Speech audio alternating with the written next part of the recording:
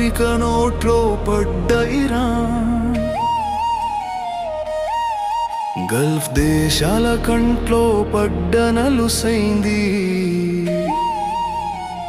ప్రపంచ దేశాల గుండెల్లో నిత్యావసర ధరల రైలైంది. యుద్ధానికి సిద్ధమైనాడు ప్రపంచ దేశాల చిదరింపుకు సిద్ధంగా లేకపోవడమే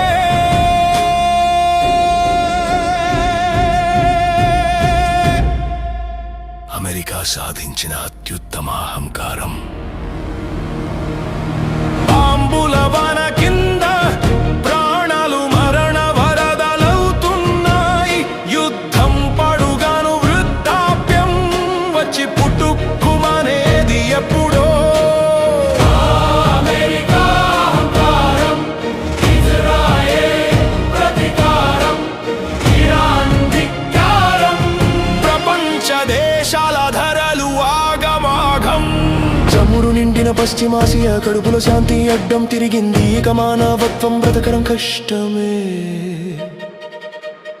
యుద్ధపు బాంబులు అరటి రైతుల గుండెల్లో పేలుతున్నాయి. తుఫాకుల చప్పుడుకు గుడ్డల గుండెలు పగులుతున్నాయి.